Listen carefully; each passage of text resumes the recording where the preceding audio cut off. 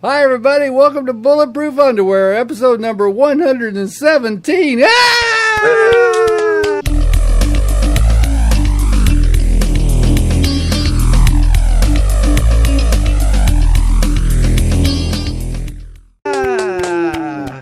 I'm your co-host. That's it. I'm your co-host, Yam Juice. And I'm your co-host, Flex. And today we've got our Moby Dick, our whale that we've been trying to get for months. And months and months. This is a guy who is a pro Call of Duty caster, a amazing gamer and player, and a survivor, Mr. MazesRealm. Yeah! I survived? Yes, I did. I don't know what, but I did survive something somewhere. Yes, you did. Yes, you did. Well, I'll tell you what is going on right now in Mr. MazesRealm? Not too much. Honestly, it has been such a busy last few months. I remember you've been trying to get me on the show for a long time. I think you were on like episode 75 or something when you're trying to get a hold of me. But I have been really working hard to get established in the eSports community, and I had to take a little bit of a break with my YouTube channel that a lot of people enjoyed watching the content there. But I've been streaming a whole lot, and of course I've been on streams on MLG and UMG and different things like that, and I'm going to be in Nashville casting that event on the Bravo stream. So it's going to be a lot of fun stuff going on there. And so that's why I've been so busy. But I'm so glad that I got a few minutes of my time, and maybe like you might have me for like 2 hours if you need me for that. Oh my god! Oh my god! You might get lucky. So yeah, that's what I've been up to. All right, so you're going to UMG Nashville. Have you ever been to Tennessee before? Many times. I've actually casted 3 total events in Tennessee already. As it is, I've casted 3 in the Chattanooga area. Or 2 in the Chattanooga area, I should say. There was 1 in Atlanta. So it's only like an hour-and-a-half drive to Chattanooga from Atlanta here. So not a very long trek. And so whenever they have an Iron Gaming event, they always call me up and have me cast for them there. So I've done that. And this time it's going to be Nashville, obviously. That's a little further away. But it's going to be pretty exciting because I do like Nashville. It's a nice town, even though I hate country music. I just thought I'd add that. No, there go half our viewers. You're in good company here, then. Well, I don't hate all of it. I mean, I'm not going to say I hate all of it. Anyway, I have been following your progress as a professional caster for some time now. Ever since I first met Smiting Fatty, then he like introduced us together. Yes. And at that time, you were like grinding, putting in your time, doing your Tuesday night stuff, and you're still grinding. But the first time you got on stage, with Benson, I took a screen cap of it and saved a picture. Really? Yeah, that's amazing. Yeah, because I was so proud of you. I was like, all right, I know that guy. I was very humbled, to say the least. It was very, very cool to have, Benson, just really be a good teacher on top of just being a good friend. So it's fantastic to be able to deal with him on a daily basis and just just hang out with him and stuff like that. Now he did go back to England and then came back to the U.S. I think he's somewhere in New York now, working in the MLG headquarters there. But he used to live in Atlanta, so I used to commute over to the Curse House, which is the professional gaming house for Curse, and I would hang out with them, and I'm good pals with them. So the fact that Benson was there was just a bonus, and it was a lot of fun, and that's why we got a chance to cast those events together. And honestly, the funny thing was he had no idea about the event. I was the one that actually reached out to him. He's like, look, I want to cast a LAN with someone that I'm really comfortable with casting with. So do you want to cast with me? And he's like, yeah, I'll cast with you. Let's go. So we got in the car and we headed over to Chattanooga, and the rest is history. Kick ass. Yeah, so you guys weren't just casting together. You guys are chums. You guys are besties, man. He is the man. I really, really respect Ben. And the thing that I like about him the most is that although he is obviously one of the most iconic English professional casters, he is the most down-to-earth guy. It doesn't get to his head, and he's just one of those guys that fame hasn't tainted him at all. He's a fantastic guy, and there's a lot of people like that in the community as well. And I really respect people that are like that. It's impressive. That's good to know. I mean, that's cool that they're willing to like mentor and help out and stuff. I think that's cool. Oh, it is. It absolutely is, and it's humbling to have him as a mentor. I've had some mentors that are just it's incredible. It's funny that I had a chance to be taught different things from these professional casters. And Alex Mendez, Golden Boy, is also a good pal, and he's relocating over to California now, so he's flying all the way over to my home state. He's going to be around your neck of the woods, but he's going to be in San Francisco. So, well, I work in San Francisco. I drive there every day. Oh, fantastic! So that's where he's going to be for sure. I'm going to stalk him. Well, I'll let him know you're coming then. Yeah. So okay. So this is a great time to bring this up. So in this show, how MazesRealm? How did you get started as a codcaster? How did I get started as a Call of Duty caster? That's an interesting story, to say the least. Let's rewind back, because honestly, I think that my competitive career in competitive Call of Duty and Rainbow Six and different games like that really helped with my casting later on, and I'll explain that in a little bit. But I was a competitive gamer. I started in Call of Duty 1, which was in 2003. Oh my God, that is so OG. Jesus fucking Christ. Before a lot of people. The first one on PC. It was a World War II shooter, for those of you who don't know. Yep. And I played on the PC. It wasn't available on console yet. So I competed on there on some tournaments, and then Call of Duty 2 was released on the Xbox 360. And so I said, you know what? I'm going to jump on that and make my transition over to console gaming, because MLG was using consoles for their Call of Duty competition. So I wanted to work my way up there to get there. So But that must have been the early days of MLG. It was. MLG was not even 10 years old yet, and I was following the competitive scene since the beginning. And I was really excited to see that Call of Duty was kind of catching on a little bit, even though it's a World War II shooter, and people that don't like history, but I love history, and I love that time in our history, so it was a lot of fun to play it as well. So I played that, and I continued to play throughout Call of Duty 2. Call of Duty 3 was not the best competitive title, so I just pub stomped on that game. And it wasn't much of a competitive title. It was a very different one. And then Call of Duty 4 came out, and I was heavily involved in competitive then. And for those of you that don't know, Call of Duty 4 was actually the title that was in the cycle for 2 years from MLG. That's how successful of a title that was. That is the game that basically put Call of Duty where it is today, at the top of the heap. It really absolutely did, and I competed there heavily as a top amateur player, and I continued to for World at War, and then, of course, Modern Warfare 2 was released, and I was going to try everything I could to compete at MLG events, I should say, and unfortunately I was into a car accident that really threw everything off. And I was out of school at that time because of the injury, and so it just threw everything off, and I had to retire because I just couldn't travel at that time when I was recovering. So unfortunately, that's when my career. Hence the survivor thing. Hence the survivor. Yes, that was. I gathered that after. I forgot that I had told you that story before, but. Anyway, so I retired from that, and then I decided to do YouTube videos because it was a way of me being able to help players that were in the same exact situation that I was in, where they were really trying to compete and they just couldn't get the right teacher to help them get to that level. And so since I had competed in LAN events and won, then I said, you know what, let's teach people how to play Call of Duty from a pub stomping point of view, and then move on from that to try to help them that way. And it worked. It worked really well, and that's when I got a chance to meet Drifter, and I'm still good friends with him as well.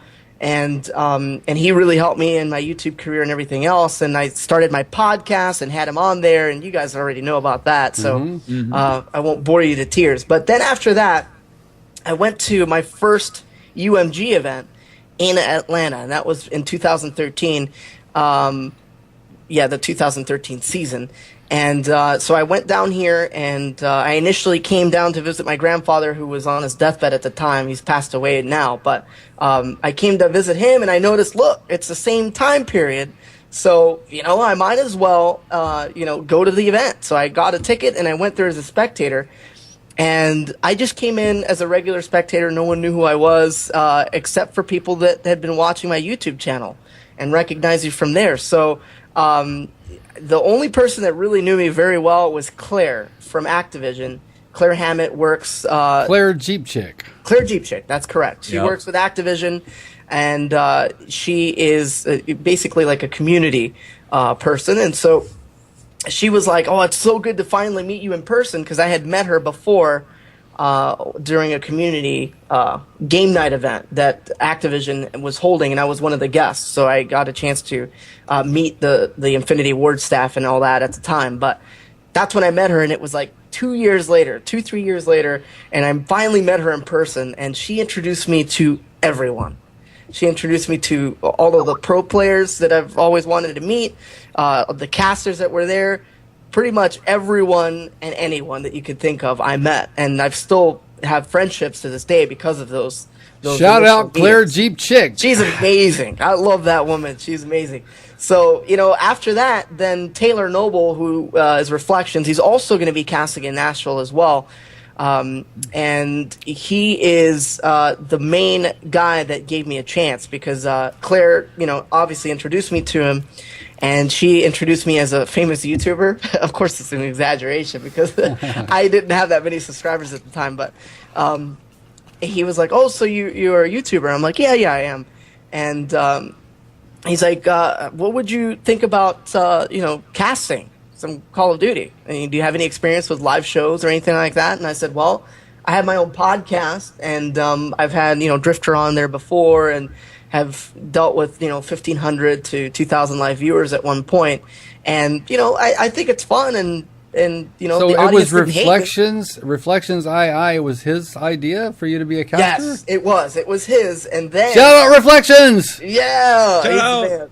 He's the man. So Taylor actually then put me in contact with Smiting Fatty, and that's when I met Brig, and then he was the one that was making sure that I could cast, because it was for Rival Caster at the time, and they were very, very successful.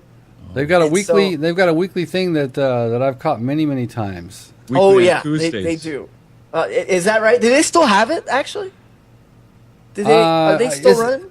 It's been a little while since I was checking in on it. It's like I was back when I was first knowing you and Smiting. I was. That's when it was really big. At that point, it was really big then. But what ended up happening was that then once I met Smiting, he's like, okay, well, I'm going to teach you the ins and outs of the broadcaster mode on Black Ops 2 and all of that stuff, and then, we'll see how it goes from there, and then we'll contact you again when we want you to cast, if you make the cut, right?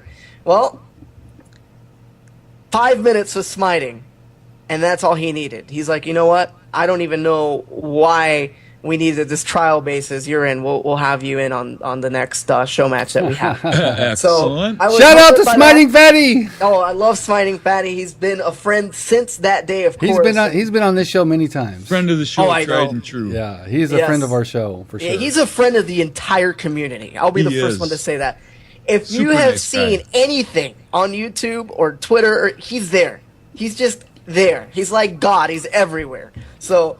He's just an amazing guy in the community. You could argue he's the nicest guy in the esports community. You could argue that. Down. And the argument would just go right to him, because he is an absolutely fantastic guy. And he's been a good friend, and pretty much everyone that I've met I've kept close ties with. And it really has helped a lot in the career. So that's how I started my Call of Duty career, and the rest is history. And I've gotten a chance to cast with so many of the casters, and it's just been humbling, to be honest. I mean, I remember the first time I casted with Golden Boy. I was so excited about that, and then of course Benson and Puckett, and those guys are just fantastic. Those guys are the top. They are. They are the top tier casters, and the fact that I've gotten a chance to work with them is humbling, and I've got the community to thank for that. Honestly, it's been an amazing journey. to say the Have you least. have you got a chance to ever cast with Gandhi? I have not casted with Gandhi. I will be casting with Maven for the first time at Nashville, so that should be pretty interesting for sure. Of course, you all know about Duffman. A lot of people don't know too much about Duffman in the community yet because he's just established himself as a professional caster. But Rage Duffman. Rage Duffman, that's correct. He actually started with Perfect Alliance, and I was his mentor and taught him how to cast. So I got on the seat that Smiting Fatty was in at one point. So and, is Rage and now he's on the Duffman, Alpha Stream. is he now where you guys were like last year? Is he the next guy coming up? Oh, he's already there. He's surpassed me, to be honest with you. He's such a great caster, and he's a fantastic personality as well. I'm more of the serious guy. I'm like I try to analyze the game a lot. And he's more of the everyone loves him because he's hilarious. He's a really good personality as well, and that catches on really well in the community as well. So he's done a lot of things in his very short career, and I'm just glad that I got a chance to help him and reach his goals. So that's really exciting. Yeah. Too. So when you're cool. when you're casting, okay, so you're talking about you're more analytical. So you're definitely a play-by-play sort of COD caster.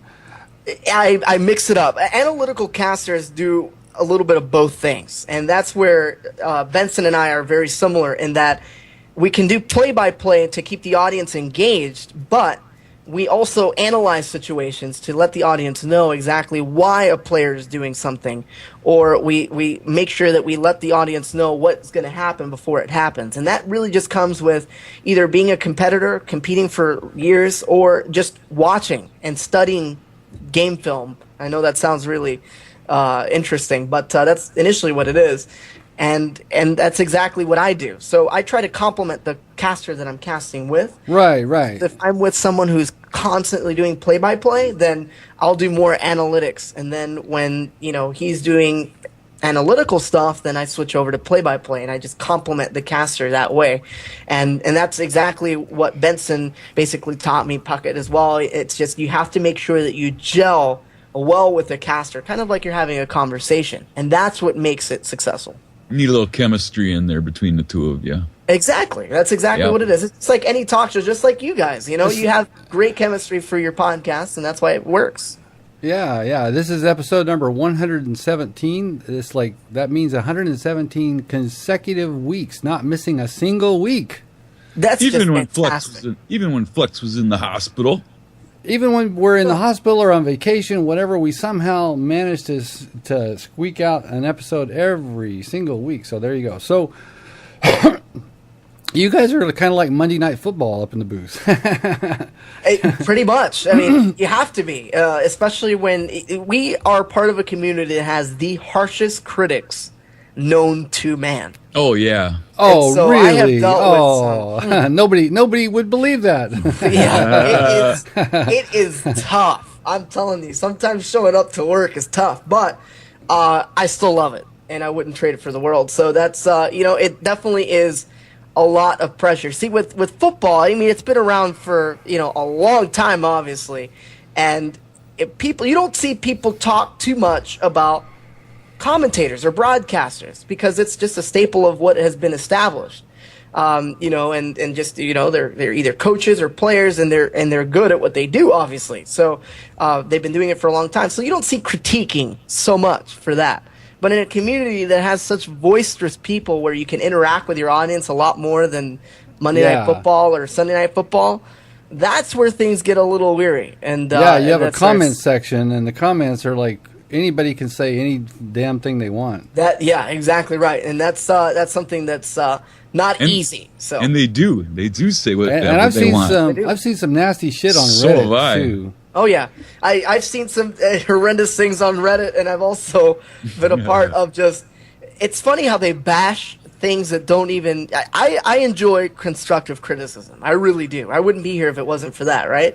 But constructive criticism doesn't mean that you could just say whatever comes to your mind because it's your personal opinion on something. I don't like the color of your eyes. You know, if you don't like green eyes, then I'm out of luck because I can't change that. The Nazis tried to do that in World War II, and it was not nice, to say the least. So, you know, for me, you know, it's things like that. I remember it was a show I was doing for Perfect Alliance on MLG, and we had a league match. We had two teams going head-to-head. I believe it was Carnage and Orbit that were playing.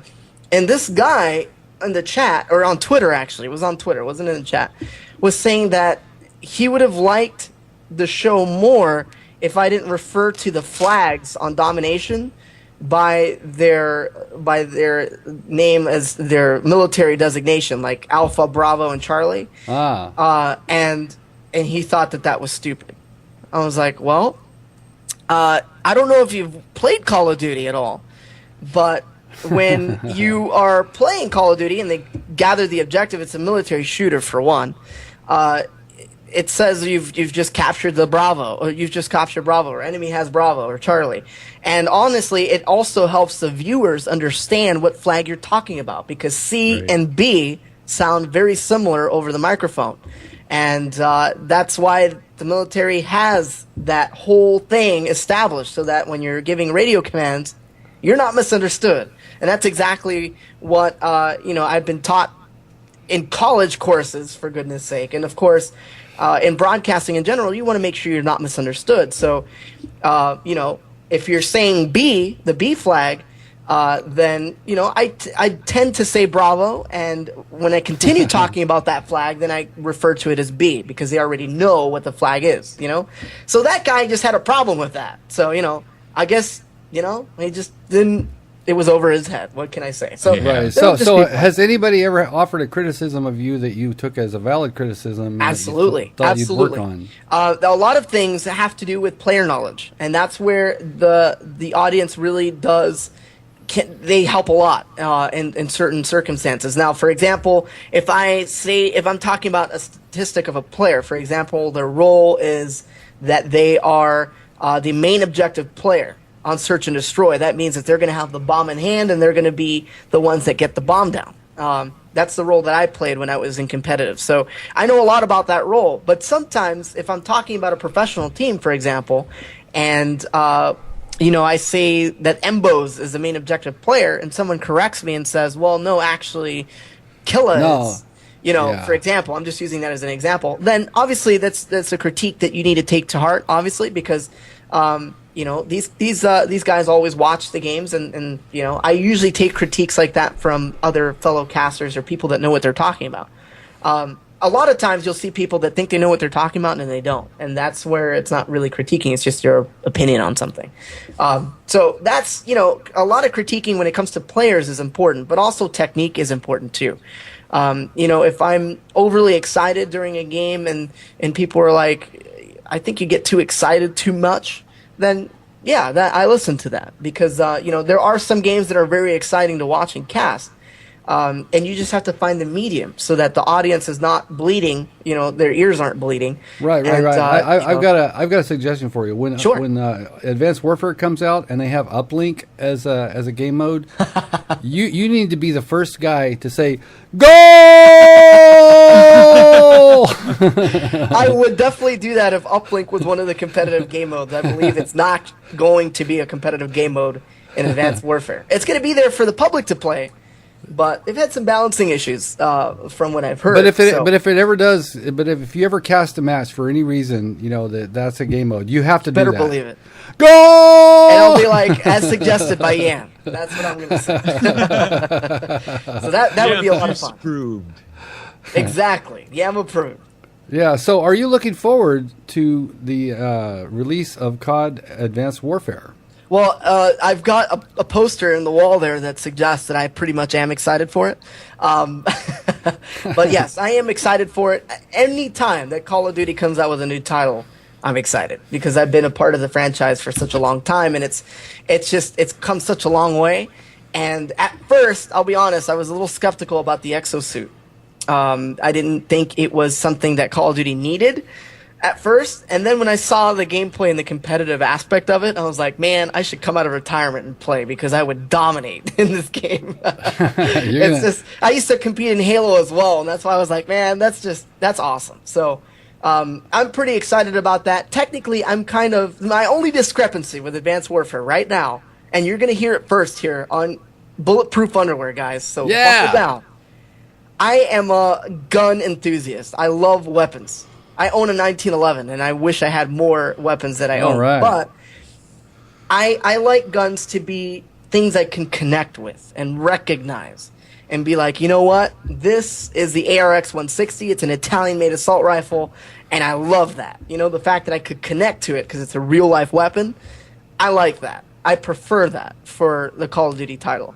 When they start getting a little bit futuristic, and they say that the technology... here's an energy weapon, and here's a weapon that, like, prints its own ammo. Yeah, and I'm like, I can't connect with that as much. And I understand that, the technology is there. We know that for a fact. And, I mean, they might have a gun that will print its ammo by then. You know, who knows? But I just prefer things that I'm familiar with. And, okay, so what about... casting, too. What about Black Ops 2? I mean, you had like the M8. That's the not M8 is gun. actually not a fictitious weapon, though. I thought the M8 was like a made-up gun. No, the XM8 is actually a Heckler and Koch made assault rifle. It was made in the early 2000s, and it looks just like that as well. And the only thing that Black Ops 2 changed was the designation of what they called the gun in game. It was called the M8A1. In real life, it was called the XM8. So that's the only discrepancy. Okay. Really? Okay. Well, what about the MSMC? That's not a real. The MSMC is a real gun as well. It's an Israeli-made submachine gun that uses assault rifle ammunition, which is really interesting. Oh, really? So there's no made-up weapons in Black Ops 2. The only one that was actually fictitious was the PDW-57, but it was modeled after real-life weapons. So.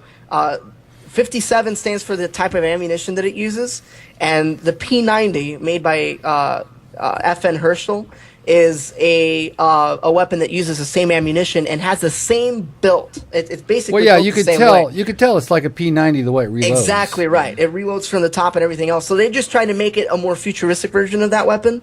So it still has a basis that you could connect with, if that makes sense. And that's what I liked about it. Now they didn't have very many fictitious weapons. Even the XPR was based on a real-life weapon as well. It's just that the ammunition that it used in the campaign was heavily altered to be very futuristic. Like the electromagnetic pulse rounds in the campaign, I don't know if you remember that. But the XPR was also an M8 variant of sniper system. So lots of interesting things there. Well, EMP grenades, there's no such thing as EMP grenades. Right? Not EMP grenades, but there are such things as EMP scramblers. So they're very similar in that they're used. Yeah, they're definitely utilized. A lot of people were like, the 9-bang from Ghost is definitely fake. That's not. Actually, the fact that it took that long for it to be implemented in a Call of Duty game was what surprised me, because the 9-bang has been around in the military for a while. So it's interesting. Of course, you can't use that in competitive, but that's an interesting example of that. So, we'll see. We'll see. I know that a lot of the weapons that are going to be in Advanced Warfare are actual real-life weapons. So, the AK-12 is going to make its debut for the first time on Sledgehammer titles, so that's going to be exciting to see. Of course, the ARX 160 is coming back, and I really like that in Ghost for pub stomping. Not so much for competitive. It doesn't really stand tall to the Remington R5, but, it is what it is. So, there are some weapons I can connect with, but something that shoots a laser and melts people's faces, it's fun, don't get me wrong, but yeah, that's the only beef I have with it, honestly. Well, if you play Halo, you have to deal with fictitious weapons. Yes. Like some of them are based on real life weapons, the way they work, but there's no BR rifle or DMR rifle as it appears in Halo, and there's no railgun. Right. But that doesn't, it's like once you're into the play of the game, it's like, I'm going to whip out my railgun, it's like I'm going to whip out my incineration cannon. Well, I mean, that would be fun to take to a shooting range, wouldn't it? But, oh, yeah. Honestly, the thing with Halo, though, is that, and the reason why people are like, well, Halo doesn't have real-life weapons either. And yes, that is very true. However, Halo is not supposed to be a military shooter. It didn't start as a historic franchise where World War II. That's what I loved about Call of Duty, was that you could connect with the technology of the World War II era, which was, very basic, but really revolutionizing too. And that's why if you study history and enjoy it, then firearms history is... Well, if they had a World War I or World War II game, I would be all over it because I think it's cool. God. Oh, it's fantastic. It's an era in American history and also in world history that's just really interesting. And of course, I had a grandfather that served in the Pacific Theater. And, it's just stuff that it's really interesting to me. Just the technology and how it came. World War I switched over. They started having aerial warfare at the end of World War I. And it's really interesting to see how all of that stuff just impacted World War II. And the Germans, as evil as the Nazis were, they were quite brilliant when it came to the technology that they came up with. So yeah, no. If there was a big blockbuster game that was like the Revolutionary War, where you had muskets and I would pass, and sabers and maybe cannons. Well, there's Assassin's Creed for those that want that fix, for sure. But I mean, then you have to take under account the fun factor of it, and that's where Call of Duty has really been interesting for the past 11 years that it's been. A staple in the competitive community, and just in sales. And sales, yeah, it's broken every sales record that has ever existed, with the exception of Grand Theft Auto 5, which broke sales that were just it broke Ghost sales, obviously. It was off the hook. I love Grand Theft Auto 5, but that's another story. Yeah, so let's talk about Ghost. Ghost is on its last legs. It's limping, it's limping into the sunset as the new game is appearing on the horizon. Okay, but I remember this time period last year when Black Ops 2 was going on, and Black Ops 2 did so much for competitive. They had the Codcaster mode where you could go in there and you could switch and you could do all these tools were made specifically. I think that was the best game that they ever made for balance reasons and for competitive playing. And then I asked Smiley Fatty, what do you think about, are you worried about Ghosts, like backpedaling from the advances that Treyarch had done on the codcasting? And yeah, he was worried. And sure enough, it's not as strong. It's not as well designed for competitive. Well, two reasons why that is, and here's I've spoken to Brigham about this many times, and to pretty much all my friends in the competitive scene. Ghost is a fantastic game, in my opinion. I think it's a really good game, in my opinion. Now let me finish here. I think it's a good game, and I'll tell you why I think it's a good game. Even Benson agreed with me to some extent here. So hear me out. It's a great game for the public, right? They have a lot of perks to choose from, a lot of ways to implement those perks, a lot of different loadouts you can have, and everything goes in public matches. And in the map layout was very reminiscent of previous Call of Duty titles like Call of Duty 1 and 2 and 3, where they had larger maps that you could choose how to engage your enemy. And in that aspect, it is a very good Call of Duty title. Now, here's where they went wrong with competitive. The broadcaster mode, by the way, is fantastic. It's the best broadcaster mode in any competitive game to date. However, the gameplay is what the issue is. That's the main issue, is the gameplay. The broadcaster mode is fantastic. It has features that really help connect with the audience a lot more. They've got the Oracle mode. They've got the scoreboards on the right-hand side that do not take away from the gameplay. They have the full screen mode. Remember, Black Ops 2 had a small screen on the left bottom left of the entire screen, and then you had the scoreboard in black and everything else. So it made it nice, but however, Ghost has it where it's a full screen. You can see what's going on. You can see the mini-map and blow it up if you need to. It's just a fantastic broadcaster mode. What lacks is the gameplay and the innovation that came with competitive. They didn't have any lethal streaks. Remember, Black Ops 2 had lethal streaks. Now, a lot of people were like, well, the balance was better in Black Ops 2 than it was in Ghost when it came to weapons. I kind of disagree, because if you remember competitive Black Ops 2, what were the main weapons you always saw in competitive? You saw the M8, you saw the MSMC, and maybe the MP7 on rare occasions, but those are the three weapons you saw. What made it exciting was the lethal kill streaks that you could build up on. And if you had the role of an anchor, for example, on Hardpoint with the M8, and he was melting faces off, it was a lot of fun to watch, because he would just call kill streak after kill streak in and help his teammates and get that objective. And also the maps catered a lot to exciting plays, because they're very linear. They've got three lines of sight. Traditional 3-lane maps, yeah. Yes, well, traditional if you're a Call of Duty 4 player. Right. Traditional for me, though, was open areas where you chose your engagements. So it's a definition that's open for when you started competing. And a lot of people are like, yeah, the traditional 3-lane maps, but then you forget that Call of Duty was just... Call of Duty 1, the battlefield was, you go somewhere in France, they drop you off, and it's a whole town. Have fun. That's what competitive Call of Duty 1 was. Right, and that's why it was exciting, because you could choose your engagements, but it was slower paced. What Call of Duty 4 did, which really established competitive, was the 3-lane maps. And even then, they didn't have 3 lanes. They had like 4, and in most cases, and 3 for like bog and things like that. So that's what the discrepancy is for Ghost, in my opinion. Now, well, you do know that you are somewhat of an outlier on this issue of Ghosts. Is that right? As a public game and as a spectating game, not everybody shares your opinion that it's such a great version of Call of Duty. Well, because of the time to kill. I do, because I thought Black Ops 2 sucked. And I still do. Well, Black Ops 2, here's the thing that made Black Ops 2 frustrating. And correct me if I'm wrong, Flex. That's why we're here. Open discussion. All right? Absolutely. Black Ops 2, the time to kill was eternal. All right?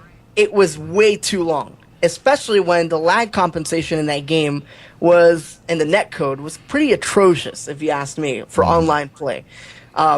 It was not the best netcode. And netcode basically means that when you see a player, they see you.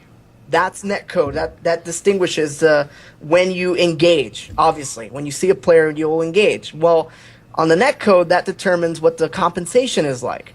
If there's someone that has a 250 ping, they're going to show up on your screen much later than you see them, obviously. So they have to compensate for that. Well, Black Ops 2's system for doing that wasn't very effective. It was just, it really catered to people that had really high latency connections, which means they had really bad internet connections and they would somehow get host. And that caused a lot of problems with server issues, and it wasn't the best.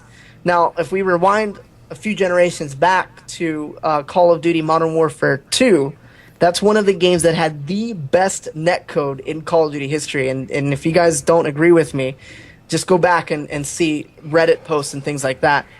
It had host migration introduced at that point. And then the netcode was just fantastic. It was very rare to lag in Modern Warfare 2. Even now, if you play Modern Warfare 2 and you lag for you get rubber band lag, which is the best type of lag, if you ask me, because that just means that you'll go right back to where you were before in your safe spot. Instead of, you think you're in a safe spot, but you get shot around the corner. You know what I mean?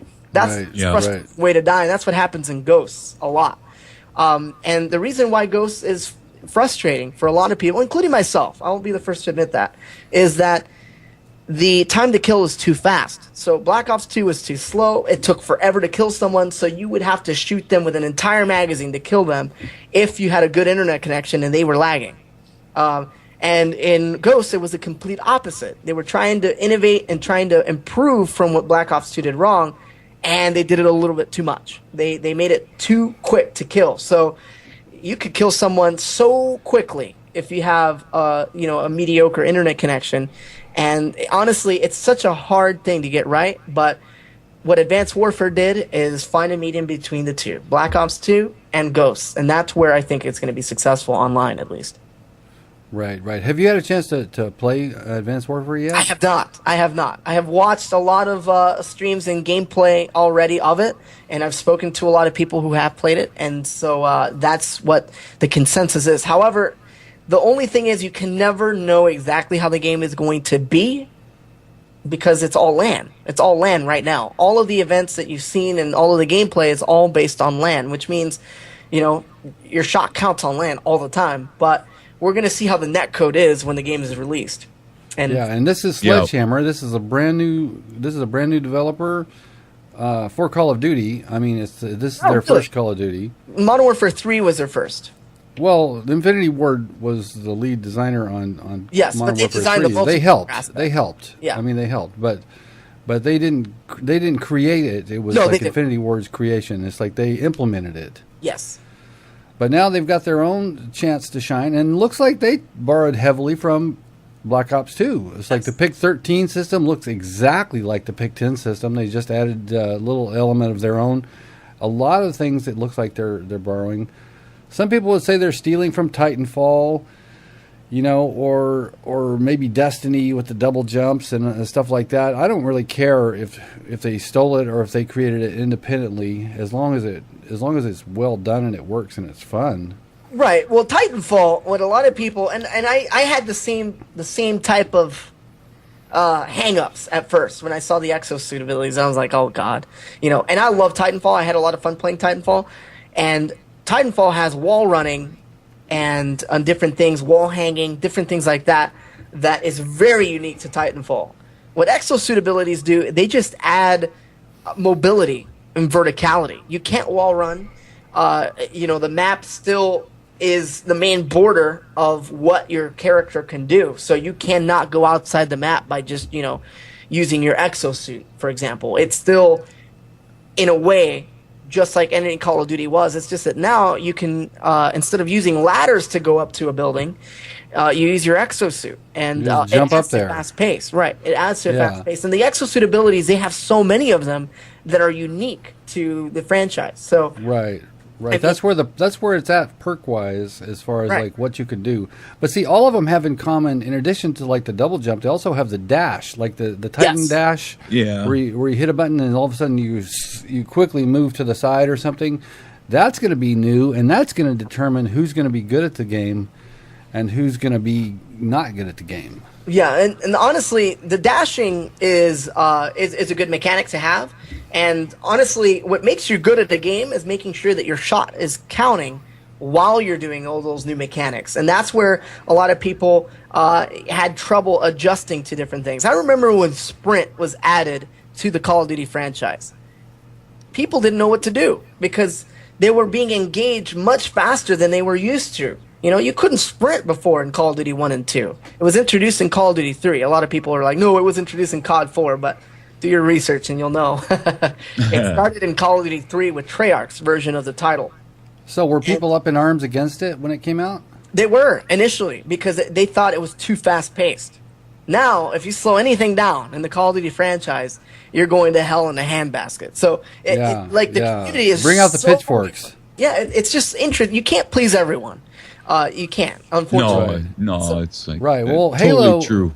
In Halo 3, there was no sprint, and then when they came out with Reach, now you've got sprint, and the community was up in arms about it, and they're still up in arms about. I agree. For Halo, there's no place for it, and the reason why is because the time to kill is way too slow. It's way too slow, and that's fantastic. That's why I competed in Halo 1, 2, and 3, and I enjoyed it so much because it was a different type of pace. It really rewarded accuracy. You can't just run away from a gunfight when, an enemy has you dead to rights with accuracy. You know what I mean? Now, in Halo 4 competitive, and I have a lot of friends that are in the Halo community as well, and Enable is a good example of that. He's a Call of Duty player now, obviously, and Formal as well, but they also didn't like the sprint, and the reason for that was because, the time to kill was the same, but the minute you engage an enemy, their intention was to completely run away and set up a gunfight in a little bit more of a favorable situation. And of course, the health regeneration was pretty quick too. So it made it so that it was just a stalemate in most engagements. It was just not fun to watch. And I did get a chance to cast some Halo 4 in Chattanooga as a guest. I don't know why they would torture me like that, but they did. I had no idea what I was doing for the first time in my casting career, and I still, I enjoyed it. They have no broadcaster mode, so we were watching streams to cast over the gameplay. It was not easy, but Oh wow. yeah. Would you smokes. if you had the opportunity to cast more Halo, would you be interested in doing it?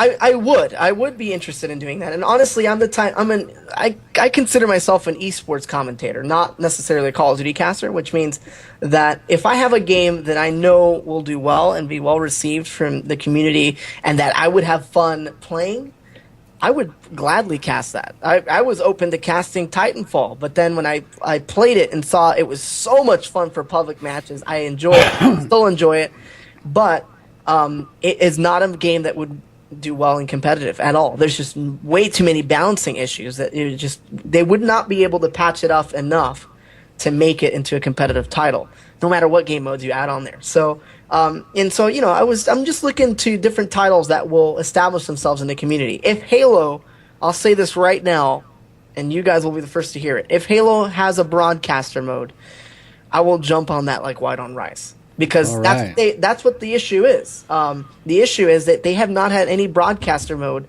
since Halo 3. That's awful. Yeah. That's awful for competitive because you have to find ways. The only people that can do LAN events for Halo are people that have a ton of money and equipment to slow down the gameplay or to sync up the gameplay for 8 individual screens and then switch in between that with the production staff to cast. And that's what they were doing at Iron Gaming because they're a Halo community, and they have been for years. And they introduced Call of Duty, and that's how I got my casting gigs with them. But, just watching how they did their production, no one would take the time of the day to do that. It's just too difficult. They do because they are passionate about it. But it killed competitive Halo. It really, really did. All those little tweaks to the gameplay as well didn't help, but I think Reach was probably the most frustrating Halo and the worst Halo to ever hit the market. In my We've heard that many times. Yeah, well, Halo Reach is free right now on Xbox Live. If you have a gold membership, just go in. Yeah, I will download. I will completely pass. I love Halo 3, and a lot of people did. I like Halo 4, believe it or not. I do like Halo 4. I think it's a great title, but that being said, for competitive, it just didn't quite do it. Of course, there's some Halo 4 players that are fantastic competitive players, so they deserve a lot of credit. Of course, CS:GO is what I'm looking forward to. Whenever they decide to come on the console market, I'll be really excited about it. Yeah. Now, I thought CS:GO was on the console. It is not. No, Counter-Strike Go is only on PC. Really? Well, don't they have some version of Counter-Strike on the they do. on the Xbox I believe they 360? do. Yes. However, it's not the competitive version necessarily. I think it's the one that has like the campaign and different things like that. But the one that all the pros play and all that, it's all PC based.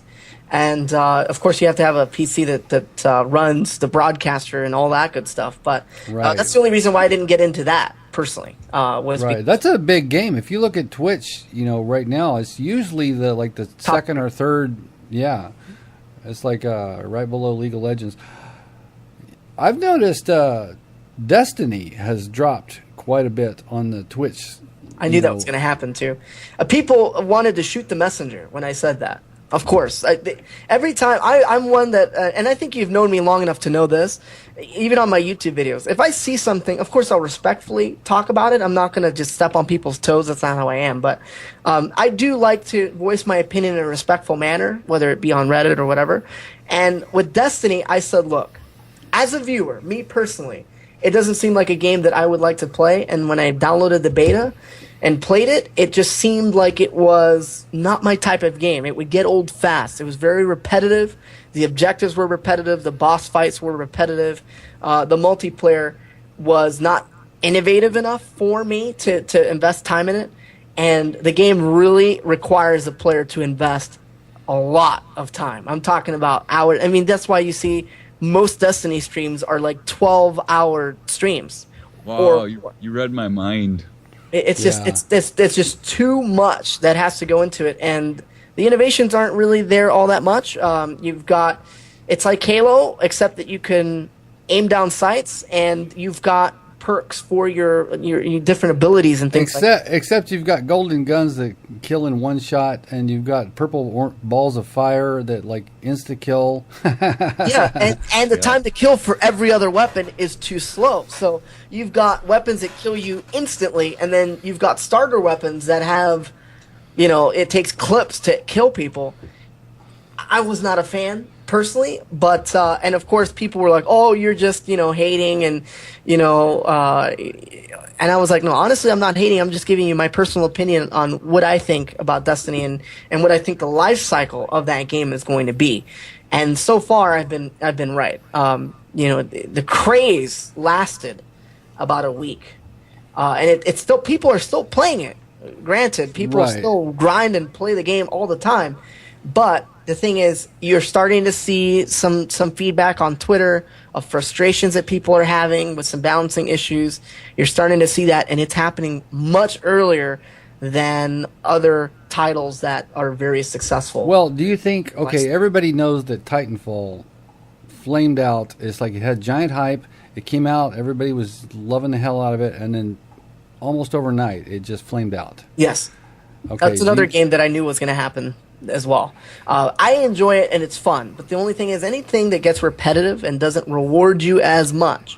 Now, Titanfall does reward you, and they added things to help the player enjoy it even more. They have the black market feature that's in there now, which is a lot of fun, that you can have points that just accrue together to get all that stuff sorted out, so you can have different camos and things like that. It gives you more reason to play the game. But even then, it's, when I go and play Titanfall, there's not that many people on the servers. And the reason why, it's a repetitive type of game. It's you're unlocking your Titan, you get your Titan, you go to town. They have nice game modes that are fun, but at the end of the day, you have to make sure that you engage your audience and keep their attention. And that's why it's so hard to do that. Grand Theft Auto 5 is a good example of keeping people's attention the whole way through. And that's why Rockstar, all they do is they drop award-winning games and don't have to release a game for another 2 years. They just release DLC, they keep doing their thing, and the reason why is because of the innovation that they add to it. There's nothing that you can't do in Grand Theft Auto 5. You could go have a beer with your friends, you could go to your, buy whatever car you want, you can, play team deathmatch, you can have a boat race, you can have a helicopter race, you could play darts at a bar. I mean, you could do whatever you want, and that's what makes it so much fun. And to this day, I love Grand Theft Auto 5, and the fact that it's being released on next-gen consoles so early. That's going to revitalize it again. Hands down. And the DLC hasn't even been announced as far as campaign stuff yet. Of course, I'm going to be getting GTA 5 for next-gen consoles because I loved it on the 360. And the graphics that they've implemented on the next gen is incredible. So Rockstar deserves a lot of credit, and anyone who's a game developer needs to take a page from them because they've been doing it for a long, long time. Did you ever get into Red Dead Redemption? I like Red Dead Redemption. It's a good game. The only thing about it was that I wasn't crazy about the time period as much as other people were. So that's the only thing. I like in between time period where it's not, horse and carriage and revolvers, because it limits the experience that the player can do. For example, I mean, yeah, you can go hunting and different things like that, but that's where Grand Theft Auto 5 is so much better because you can drive, you can fly, you can do whatever you want, you can do missions, and that adds to replayability. That's why Red Dead kind of fell off the map eventually, and then why Grand Theft Auto 5 is still a game that people just love doing. It's so much fun. Right. There's still YouTube channels that are made on that game. Yep. And there always will be, because there are true artists, and I say this with every intention of actually meaning that, that actually edit videos in a way where you're thinking you're watching a film, and it literally can make you laugh your ass off, or really compel you to tune in the next week when they release another video to see what story they're going to come up with next. And Rockstar, the thing I like about Rockstar is that they tweet out a lot of those videos that they really like, that are really just amazing, and that they people work really hard to do. I remember there was one that they were doing a trailer for a film, and they made it look just like an old trailer of an actual movie. I forgot what the movie was, but they set everything up to look just like it, except it was all done with GTA 5. And that's just something that you got to reward people that do stuff like that. It's just innovative. It's amazing. Yeah. Well, speaking of another game that has staying power is, of course, Minecraft. Minecraft isn't going anywhere, brother. That's what I always say. Yeah. If you like Legos, I'm only 26, and I know Legos have been around for a long time, but that concept is brilliant. And the fact that it took that long to implement a concept like that for a game is shocking to me. The gaming industry has seen a lot of innovative things. The fact that they didn't think of, build a block type of gameplay. They could have made that game 15 years ago. They could have, and it looks like it was made 15 years ago. That's what Yeah, it it does.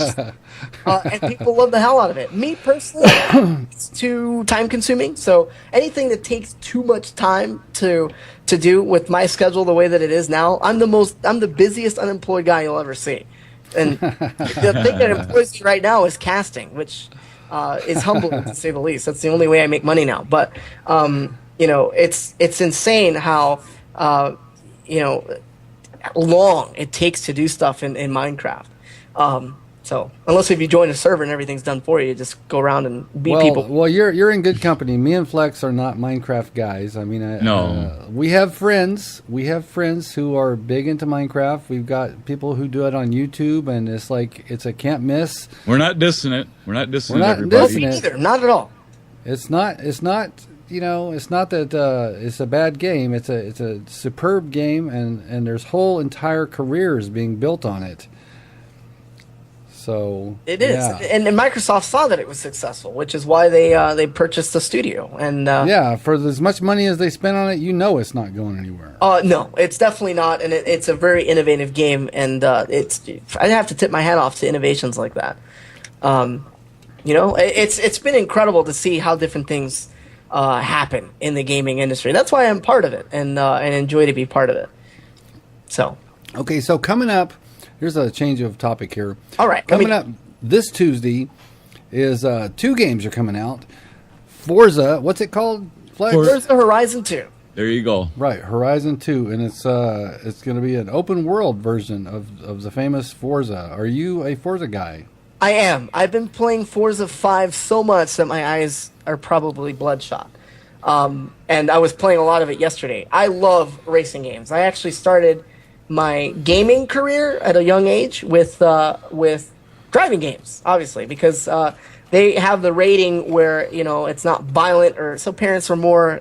If you have parents that actually care about this stuff, not a lot of parents do now. You can squeak that in. It's a driving game. You're just racing. Yeah. You're driving. You're having. It's not violent. It's not harming anybody, and the ratings show that because they're usually rated E and at the maximum T. So. I love driving games, and driving simulators are a lot of fun as well. So I love Forza 5. I love Need for Speed and Forza. Both of those titles are my favorite driving titles.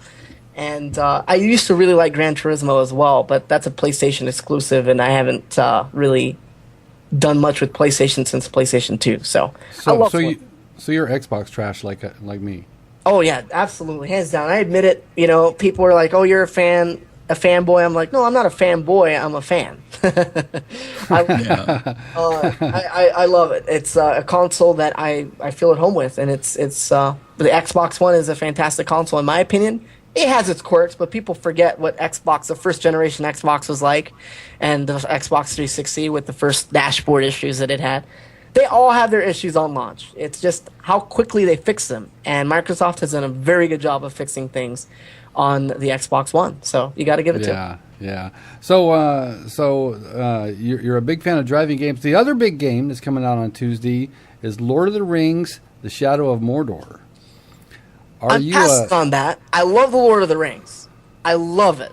I think it's a fantastic franchise. However, when they're made into games, I don't really find that to be as entertaining to me. And the reason why is because I made a connection with the characters from books, for example, and from the films, and then in the game, it's just not the same. It's not the same. Now, Skyrim is a good example of what you should do with games of that type of genre. And they're not specific characters like, from a movie or something, but they're iconic. They stand on their own. And that's what adds life cycles to games like that. Well, it looks like they're focusing on a character that's not really in one of the books. They've got this guy and his family is killed, and he's going to get revenge, and he's going to kill orcs. And all the game journalists are giving it mad high reviews. The game is going to be good for as long as it could keep the audience's attention. And in my personal opinion, for games that are like that, I don't usually invest too much time in, because you tend to get tired of it after a while. Even if it has a very good story, at the end of the day, it comes down to when you beat it, then what? You know what I mean? So with Skyrim, you could do a bunch of different things. And I'm sure that they're going to probably have a multiplayer as well. But it's just one that I've seen them release games like that before, like, the Spider-Man games. Everyone's releasing Spider-Man games all the time.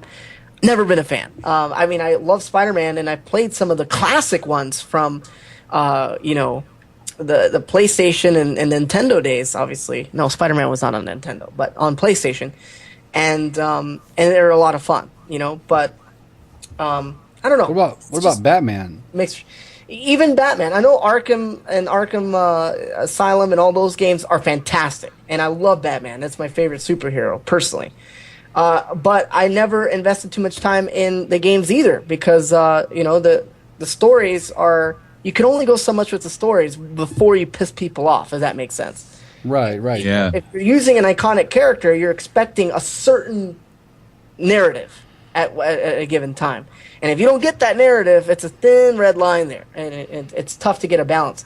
Arkham has done, or the Batman series of games have done a fantastic job of that, and they have kept it really gritty and dark and cool like that. But at the end of the day, we all want to see the Dark Knight on screen, as opposed to... Right. So now here's a game. Did you like, what was that cartoon multiplayer game? Borderlands. No. I'm talking about they had a Batman game. I can't remember the name of it. Gotham City Imposters. Gotham City Imposters. That's a game that I never played, but it looked like a lot of fun. And the reason why was because it had nothing to do with Batman at all. Yeah, these are not Batman. It was not Batman at all. It was literally just kind of like a gag reel of what people just thought was fun, of things that were seen in Batman, and they just ran and had fun with it. And you know what? That's more power to developers that like to do stuff like that. I never played the game, but it did look like fun. But it was a fun game. It was only $15 to get the game. Bad. Shakes things up, makes it fun. It does. It does. Something different.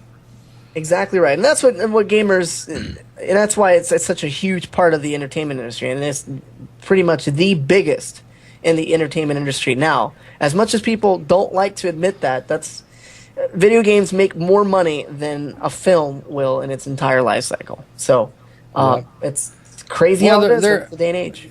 You talk about gamers. Well, now it's like the average person is becoming a gamer. It's like it's not just like this certain class of person is a gamer. Now it's gone so mainstream. And they've got casual games like Candy Crush and Farmville and all this stuff that are. Oh, my aunt is a Candy Crush junkie. She spends so much money on Candy Crush, it's unbelievable. So she's a gamer too. Well, see, that's kind of a gateway drug. Today it's Candy Crush. Who knows? Tomorrow they may be playing AAA, core video games. You never know. And the way that they're developing things, you could see, a grandmother playing at some point. You never know. I always like the fact that there's so many people in this community that I can interact with. And the only discrepancy that I have, or the only thing that I don't like about the community, is just that I don't know where the sportsmanship went. That we used to have when I competed in LANs. You weren't screaming at each other. You were communicating. You were working really hard with your team. And at the end of the day, when you got beaten, it was because the other players outplayed you. You're not going to be like, oh, you got lucky, or oh, you're shit. It was a good game. Yeah. But it was a good game, and we'll see if we can get your number next time. You know, that's just how it is. It's just like it is in football, for example. Yeah, they're really animated. They get pumped, and the players that are jackasses and are, you know, boisterous and are a bunch of jackasses are basically no longer in the sport. Like Terrell Owens is a good example of that. Talented player, but he's Very such talented. an ass that no one wanted him, and Yep. that's where I wish esports was in the same Woo, woo, woo! Check my bank account. And there we go. I mean, that's what sports. I was there. I was in the front row, sitting right next to Claire Jeepchick at that event, and to see that happening, it was Killa wasn't what bothered me the most. What bothered me was Parasite standing up and screaming obscenities at the audience for siding with Team Envious, who has been a franchise that's been respected and has been around for way longer than at the time Epsilon was. So there's a certain amount of respect that you have to have for people that are in the community, and it's just not there anymore. And it's rough. It's tough to see. Well, you could argue that that's because these are young kids. They're really young, but I wasn't that way when I was young. I wasn't don't so. know. Maybe our culture today, that's how kids are raised. Well, they're raised with consoles as opposed to parenting. That's the problem. That's the Yeah. problem. There has to be a balance in between the two. And I understand that, you know, with the economy the way that it is, you know, parents are forced to work one job, two jobs, you know, sometimes three, single parents. You know, I understand what that's like. My brother is a single parent, you know, so I understand. But at the end of the day, you got to raise your kids. You know, you can't have kids raised for you. And, you know, yeah, I might be thinking a little bit ahead of my years because I'm, you know, pretty young, obviously. But it's still something. I was raised by old school parents. You know, my parents are older. You know, they had me later in life. So that's the type of mentality that I've had. And so, you know, even when I was 12, people thought I was older just because of how I carried myself, and I think that everyone should be held accountable.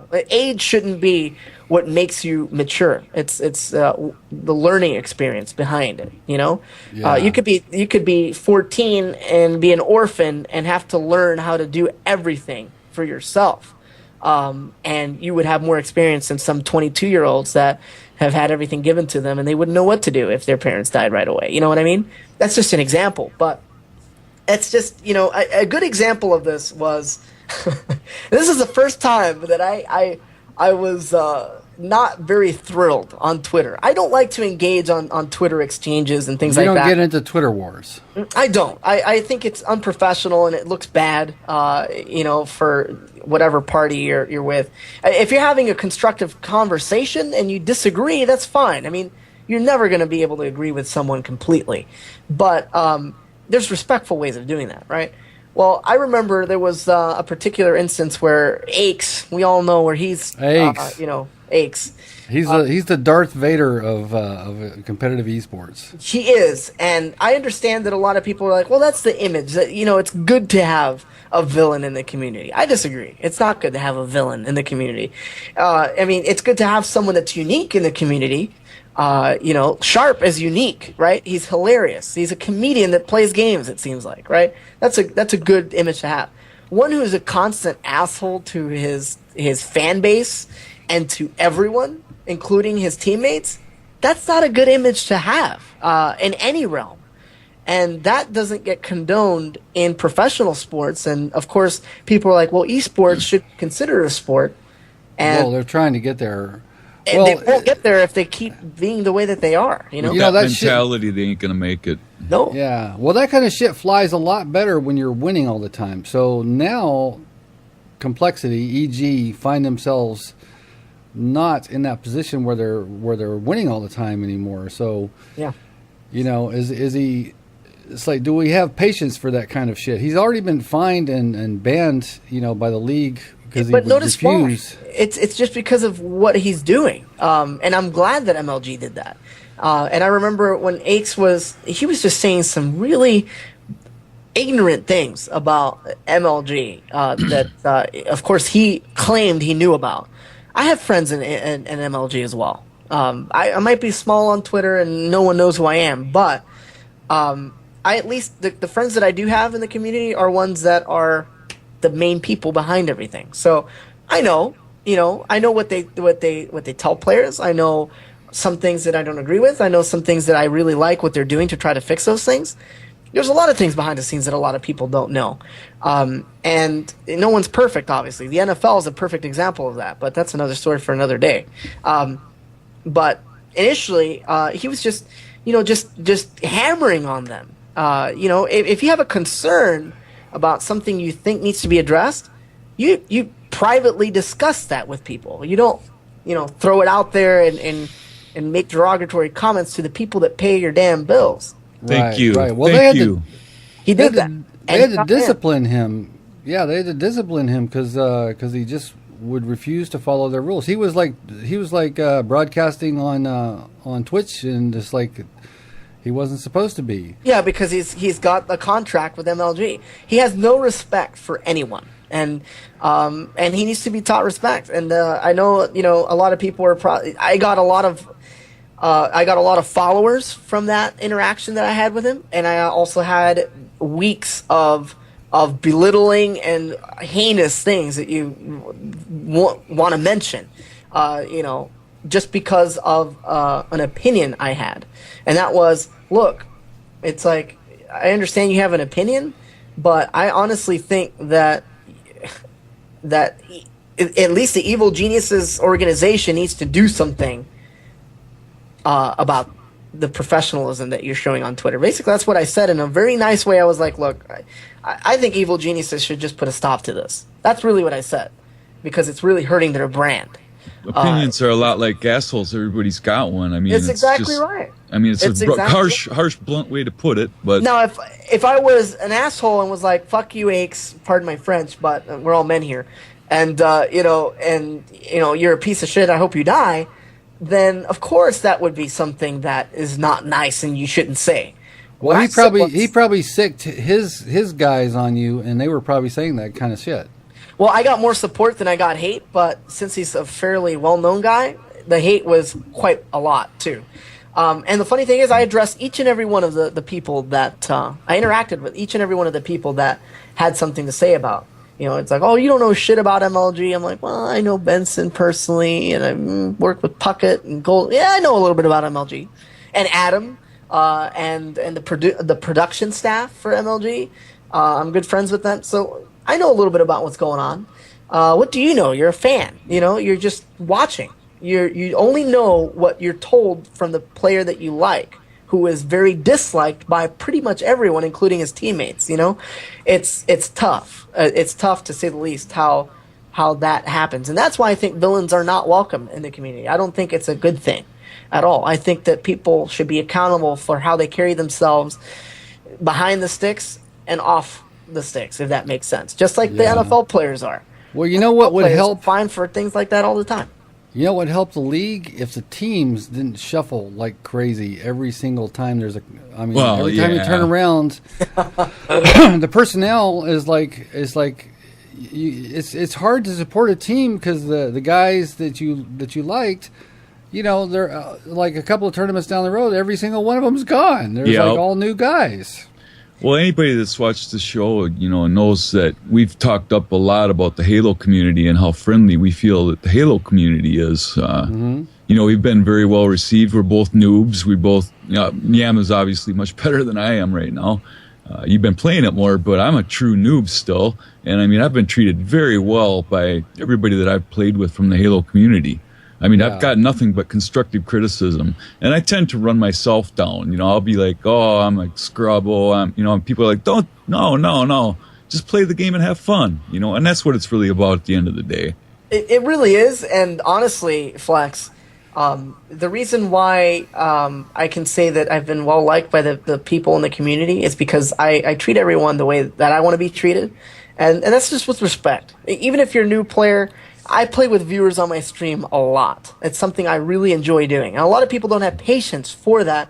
And I can understand why. Some kids are very loud and obnoxious, or they don't have the skill level that they say they do, that type of stuff. But at the end of the day, no one else gives them a chance. So, I go out there, as long as they're not like children, that I don't agree with kids playing M-rated games anyway. That's just me. Like an 8-year-old. Yeah, like I don't, if you have to be a certain age, obviously my streams are for a certain age group as well. But I'll play with just about anybody when I stream. I play with viewers, whatever title I'm deciding to play.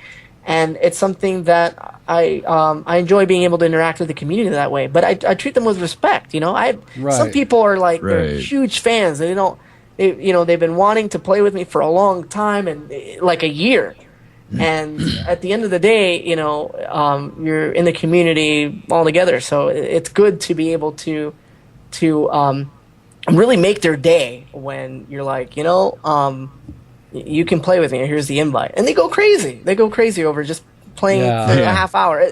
It's humbling. It honestly is humbling that's how it is. And MazesRealm is one of the good guys. He's one of the serious good guys in eSports and gaming. And it's like nobody who's worth a shit has anything bad to say about you. And one of the reasons is you have a positive outlook. You have a really positive outlook all the time. You're always you're not an asshat.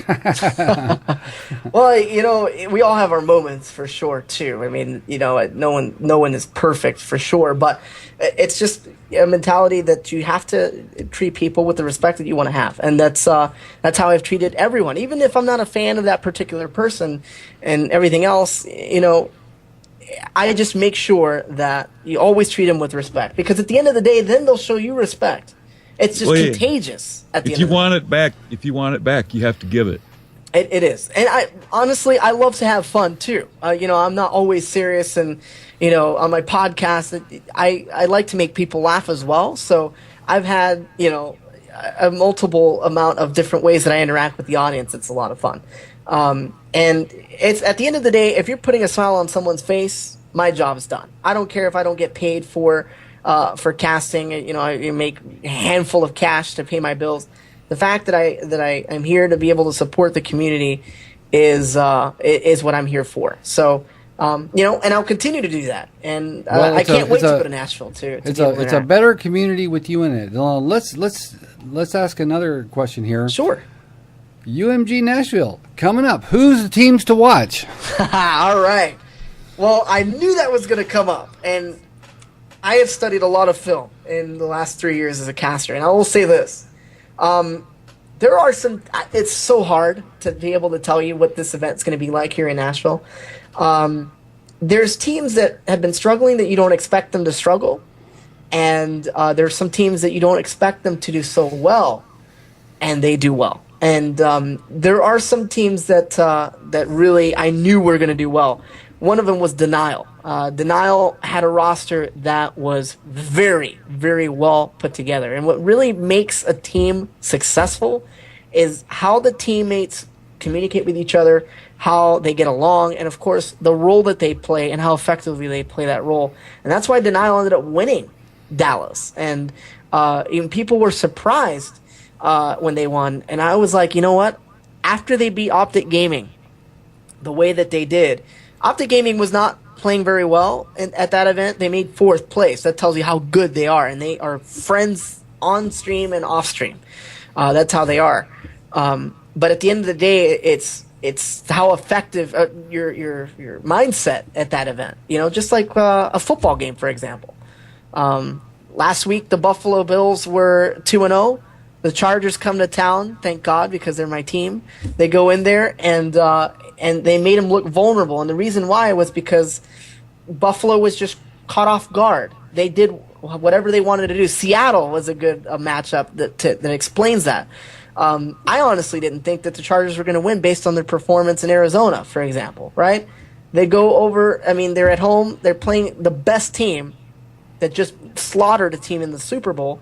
And why did they win? Because they stuck to what they knew best. They did their running game. They did what they had to do with blocking. They did their core fundamentals. And they're such a talented group that they got it done, and they beat them handily. And that was crazy. So it's the same thing with competitive Call of Duty.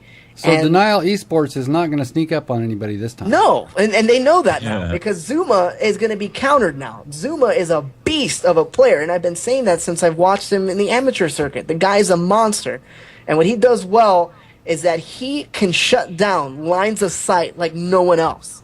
And when you combine that with Study's ability to do the same thing, you don't have to be able to play the objective all that effectively. You'll be able to get the picks when you need them. And get the objective easily because you kill everyone. And that's exactly what they are. You know, they're called online warriors because they have good internet connections and are fantastic online, but then they show that they could show up on LAN as well. And that's why Denial, I think, is going to be at least in the top 5 on this event. So it's going to be pretty exciting to see. Optic Nation? Optic, of course. Everybody wants to know what you think about Optic. Well, I've been a fan of Optic Gaming just because I've been in the community since the beginning, and Optic was one of the teams that I watched. They were ones that started with Envious and others. So Envious and Optic were the first original two, and that's why they're such a big brand. But Optic Gaming, I'm a fan of that roster. I've always been a fan of that roster, but they're a roster that really is about how they are mentally when they go into that event, and how much they want it. The X Games showed how much they want it. It's the first time that medals have ever been up there, and they played their asses off, and it showed because they won. They beat everybody handily. And then other events that they've really put a lot of time and practice in, they do really well. And practice is very... a lot of people think that if you're playing something else or streaming something else, you're not practicing. At the end of the day, at this cycle of the game, you don't really have to practice all that much. You just have to make sure your mind's in check when you go into an event. That's all. Practice, you don't have to do that. You warm up your shot maybe once or twice a week, and that's it. At this part of the cycle, all the strats that you will ever use are already implemented in your gameplay already. So that's not a main issue now. But if Optic Gaming goes in there mentally tough, they could possibly get at least in the top 5 as well. Probably, I would say, a 3rd place finish, I would say, for the Optic fans there. That's my prediction on that. All right, what about Evil Geniuses Complexity? Evil Geniuses did get a roster change. And roster changes do one of 3 things. They can either make your roster stronger, which is why they do it. It makes your chemistry stronger, or it just makes everything into a clusterfuck. Will this work? I'm not sure. That's a good question. I'm not exactly sure if it will work. Obviously, a very talented player in Dito, but they lost one of the best players to grace the game, and that's Karma, who is now going to be on FaZe. And guess what? That's why FaZe is probably going to be either in 2nd place or is going to win it at this event. I do think that Damien not only wants the extra cash for his new baby, but also wants to make sure that he establishes the trust of his teammates for going into Advanced Warfare. FaZe is a brand that has been around for almost as long. Envious, of course, and Optic Gaming have been around for longer, but FaZe was, they're 3 years after the Optic Gaming and Envious. Right, but they're a household name. So yeah. you see FaZe as one of the teams to reckon with. Oh, absolutely. Karma makes everything more difficult. If you watch him play, he could change an entire game all by himself. In fact, his teammates just tell him, do what you do. And what does he do? He just does everything right. He doesn't make many mental mistakes. And the only time that he does notice is when there's issues with the team chemistry. He's thinking about stuff like that. It's in his mind, in the back of his head, and then he'll make mistakes that he never really makes. And that's something that you didn't see him do on Impact when he won it in the Call of Duty Champs, the first one, and then of course the second time when he won with Complexity or Evil Geniuses. So yeah. So one of my favorite players to love to hate, is Parasite. So what do you see for his team? Well, Parasite is also on FaZe. So the thing with Parasite, and I have met him personally. I'll just say that. He seems kind of like the Rain Man, like he's autistic or something. Chris is not the nicest guy, in my opinion. he's just he thinks this shit doesn't stink. I'll say that right now. But he's a talented player as well. Not as talented as he was in Black Ops 2, so there's that. But he is a talented player. But he just needs to humble himself a little bit, make sure that he plays with his team a little more. The hero plays are what costs teams rounds in search and destroy, caps and blitz, and flag defense on domination. And if you're being a selfish player, it shows, and it also makes your team have to work that much harder. And that's what Curse's problem is. I'm really good friends with those guys. They're a fantastic group, very talented group as well. The problem is that they try to make a lot of individual plays, and you gotta slow the game down to your particular pace in order to get those things, taken care of. So, I really wish the Curse organization the best. I love those guys. I want them to win. I just don't see them making top 10 at this event unless if they have something that they just come out with a new fire in their belly. But that's the thing with Ghost right now. A lot of players don't really give a shit at this point. Yeah. Yeah. And I've noticed that. And it's unfortunate because, I'm still passionate about casting. I'm still, I love playing Call of Duty. And at the end of the day, I don't do it for a job as far as my money is not made on how I perform on a online match anymore. It used to be, but not anymore. So I could understand why it could be somewhat disheartening, when, it's just like you haven't placed very well in the past events. You really have nothing to really prove. People are not expecting you to do much. And so if you finish in the middle of the pack, it's like a victory.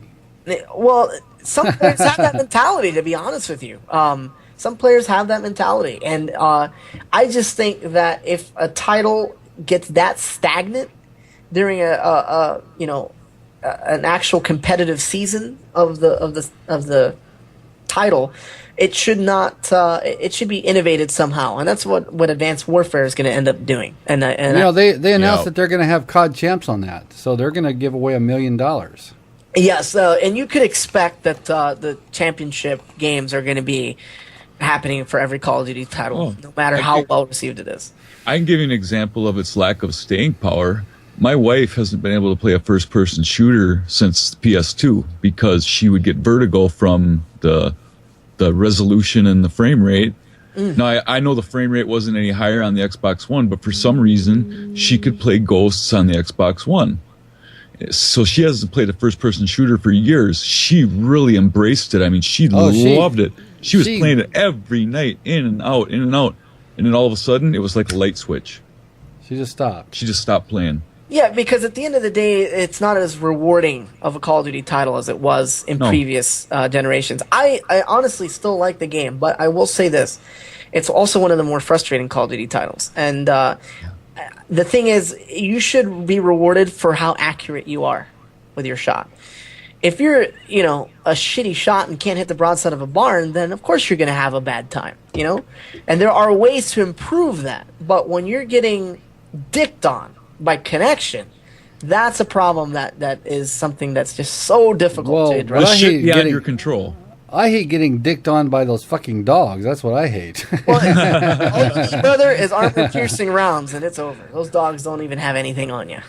So there is always a counter to things in Ghost. A lot of people are like, "Oh, I hate the dogs." I'm like, put armor-piercing rounds on whatever gun you want, and that dog will die in 3 shots. I guarantee it.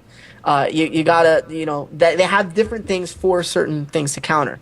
Obviously, the main issue, as I always say, with competitive play is that it just is not as entertaining to watch. It's not. And I will say the reason for that is because of the lethal kill streaks. I said that before, but I wanted to reiterate that point. It's really important. And I know Advanced Warfare is adding a lot of things with kill streaks where they're making them co-op kill streaks, which really adds an element to the game.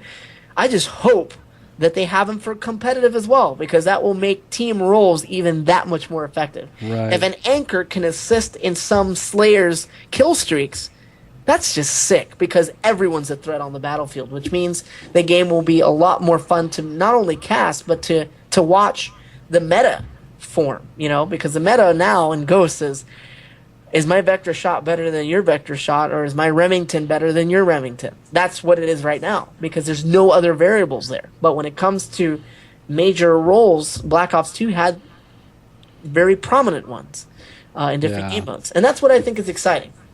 All right, so when is UMG Nashville coming up? Nashville is on October 10th through the 12th, and that's when I'm going to probably be coming there on Thursday afternoon, and then on Friday I'll be kicking things off on the Bravo stream, while everyone else is having the most amount of fun on the Alpha stream. But I'll tell you what, I'm going to tweet it out and let everybody know that's my friend Maze casting. Well, I appreciate that, and of course I will be more than happy to favorite that tweet as well. We'll give you a shout. I appreciate that. I mean, you guys are amazing in the community as well, and I am so sorry that it's taken this long for me to come on here and have some fun with you guys. Honestly, even today was hectic. I was like, I'll be here at 4, 5, 5:30. It was just such a hectic day. I was, taking care of some graphics and things for, my streams and different things like that, and it's just almost the general manager of Perfect Alliance, which adds a lot of PR work with different teams and things like that, and so it's been busy. But all right, well, now that we've had you on the show, we finally got you on the show. Yes. Will you come back? I'll come back as long as I have time to come back, if that makes sense. Of course, you guys have been longtime friends, so of course I'd be more than happy to come back at some point. And I do have a suggestion for you guys. It's just all right. Let's hear it. All right, lay it on us. For your show. You need to have these shows go live, like actual live, where people are interacting with you guys.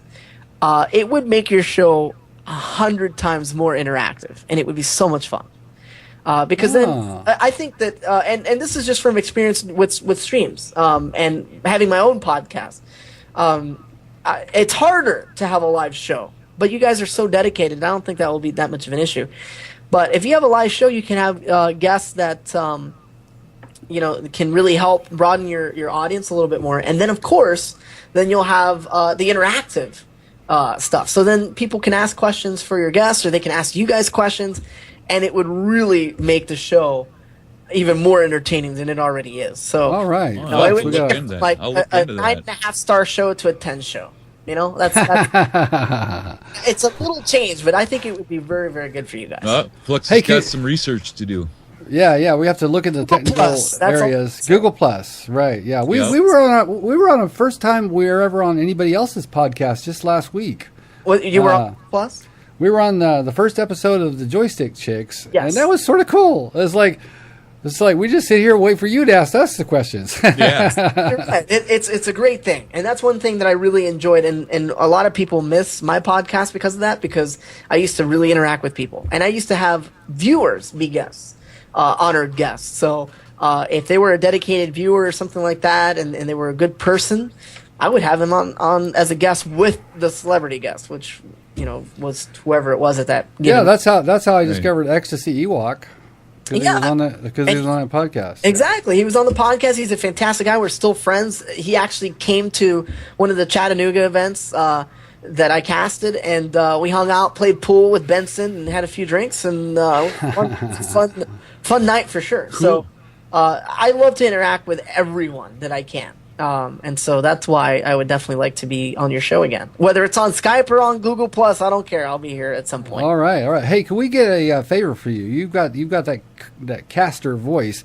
Could we get a promo? It's like, clap. Hi everybody, you're watching Bulletproof Underwear, episode number 117. Put a clap marker in. I don't have much game knowledge when it comes to Bulletproof Underwear. How would that work?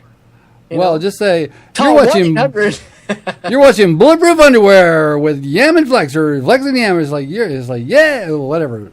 You want me to really do this for you guys? Yeah. Well, look serious. To Bulletproof Underwear, I'm joined here with Yam Juice and Flex, and they have probably the best, most underrated show here on YouTube. Make sure you tune in every single week as they are live, and he has amazing guests to be able to be on the show. Make sure you tune in and follow them on Twitter at YamJuice and Flex, respectively. I'm out. Yay!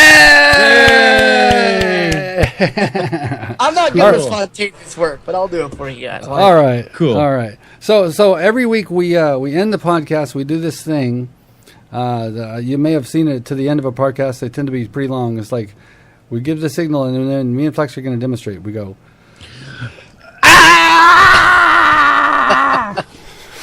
And that's when the show ends. I got you. Now I know. yeah. All right, so if you're still here with Bulletproof Underwear in episode number 117 with MazesRealm, thank you. you need to seriously get a life here. Anyway, no, we love you. No, we love you guys. All right, so this has been Yam Juice, your co-host, And I'm Flex, your co-host. and we'd like to say very much thank you for finally getting on our show, Mr. Mark MazesRealm. You're very welcome. Thank you for having me. Have a great evening, guys. All right, so it's about that time.